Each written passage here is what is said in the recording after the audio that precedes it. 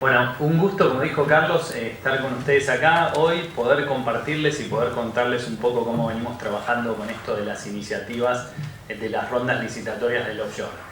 Esta idea comenzó en el año 2016, a partir de que la administración asumió este nuevo desafío.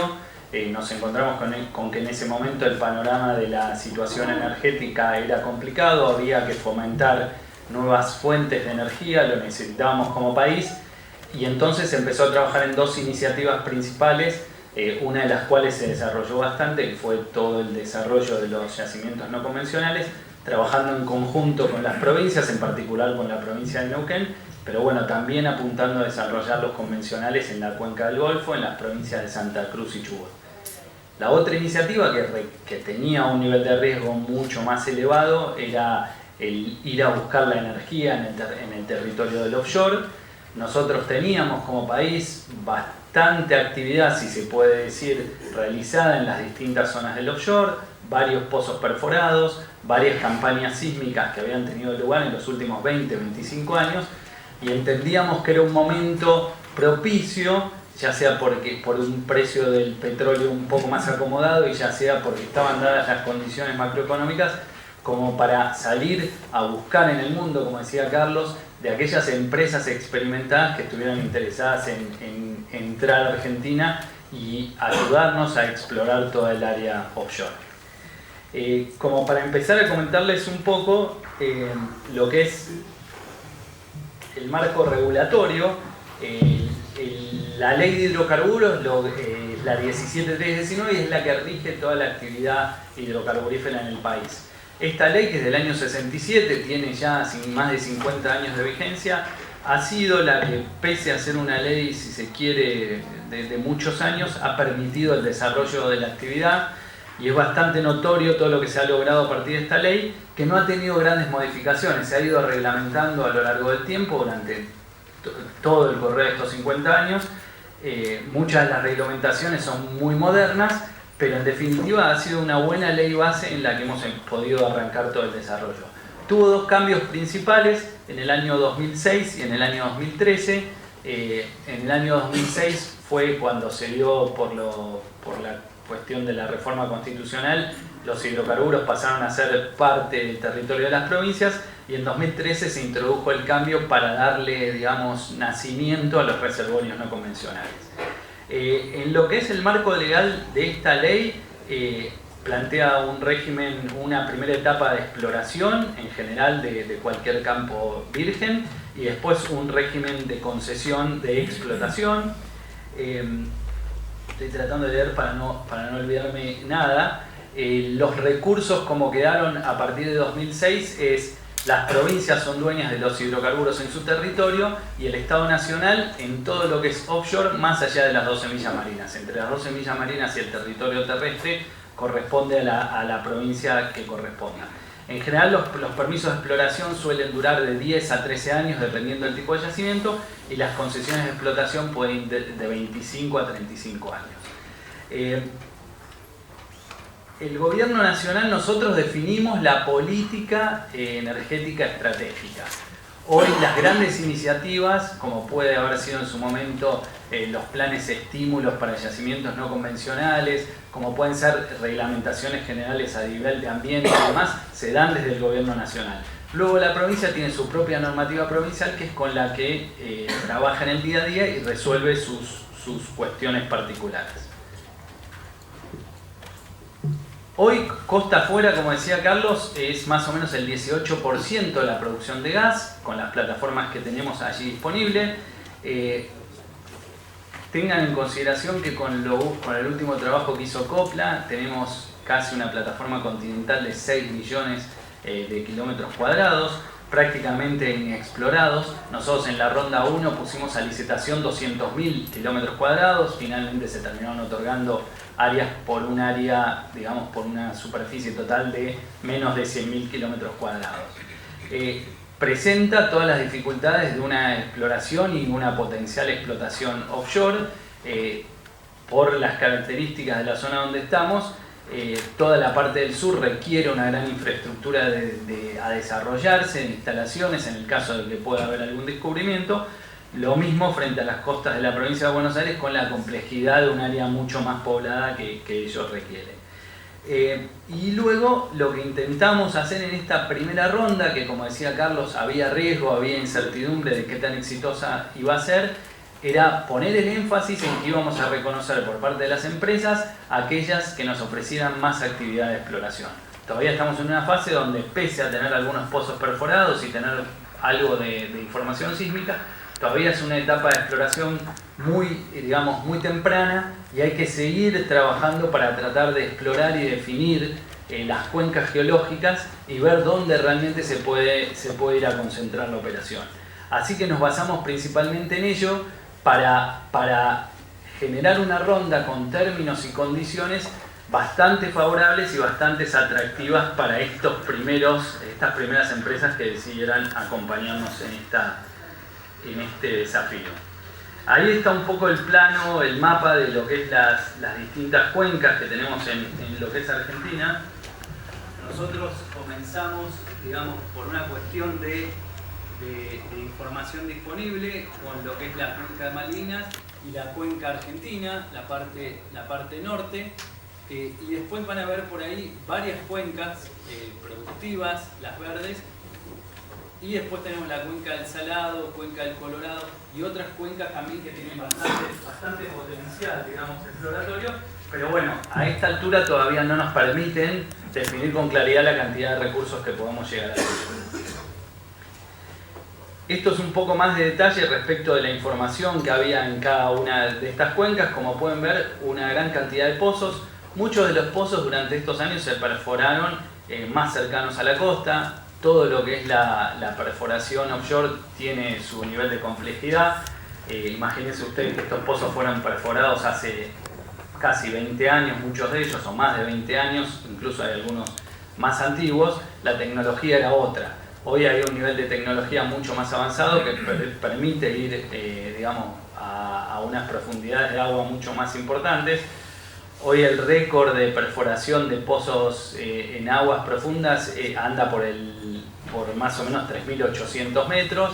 Nosotros estamos planteando áreas que en la cuenca argentina norte, justo donde se da el talud, estaríamos casi a 4.000 metros de distancia entre la superficie del agua y el fondo marino. Así que digamos que esto es para mostrarles el nivel de desafío tecnológico que va a haber para poder explotar esas zonas.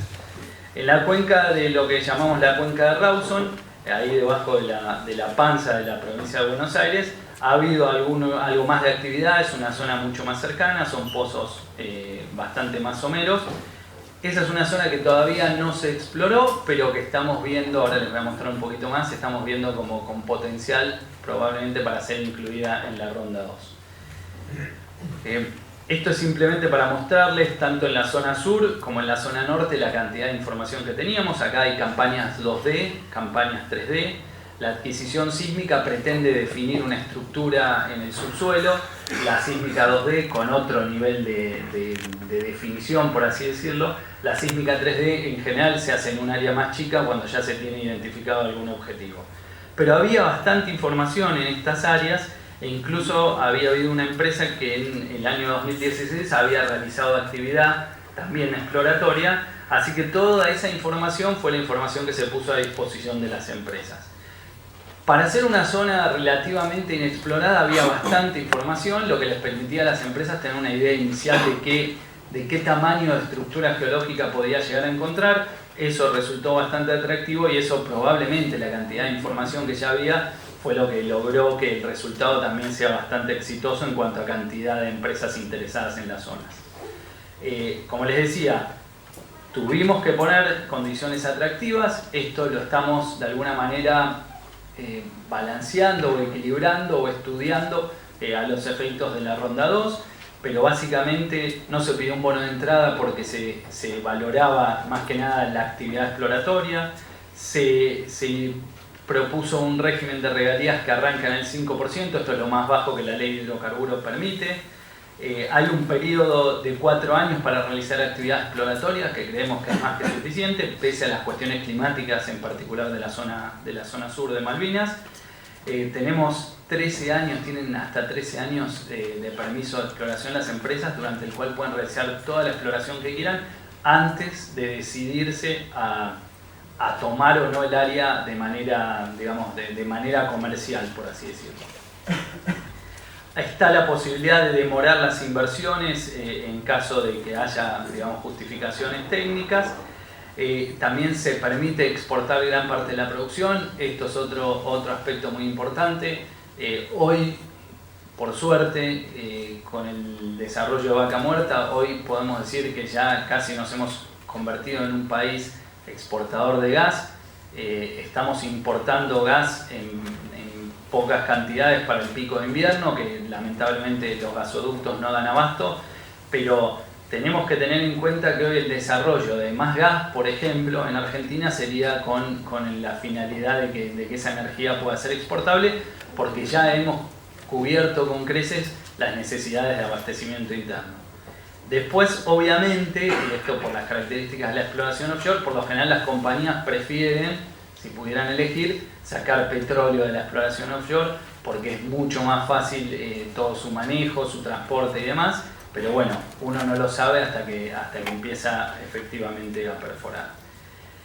Nosotros incluimos 36 áreas, 38 bloques para licitación. Probablemente luego de la experiencia recogida pueden haber sido demasiados.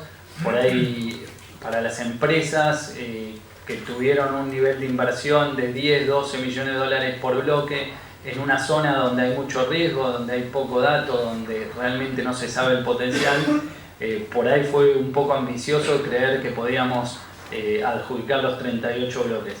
Pero la realidad es que cuando se acercaba la fecha íbamos a estar muy contentos si por ahí adjudicábamos un tercio de esta cantidad de bloques, porque veíamos el nivel de inversión que ello iba a implicar.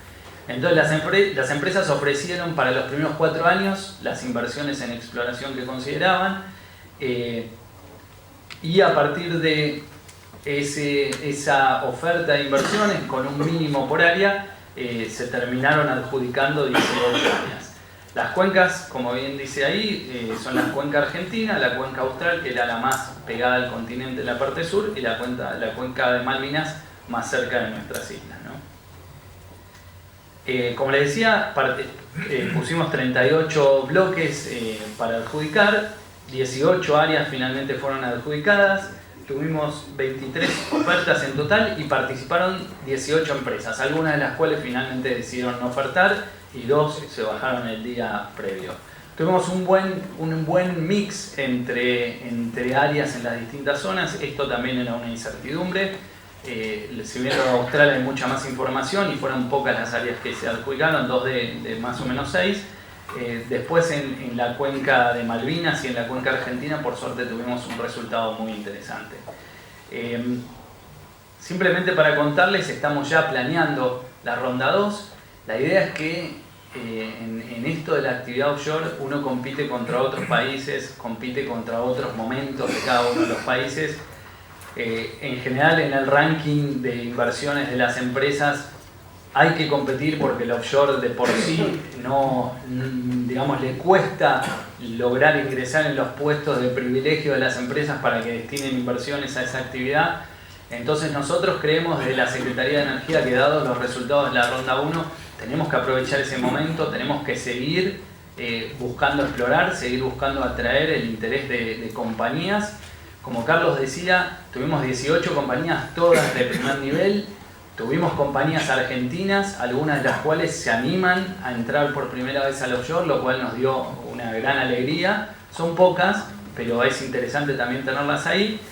Y se adjudicaron inversiones por más de 700 millones de dólares en actividades exploratorias. Esto es sin considerar la perforación de un pozo, que acá, dependiendo de la profundidad de agua, puede irse hasta 250 millones de dólares. O sea que creemos que como país hemos atraído una inversión muy interesante en términos exploratorios.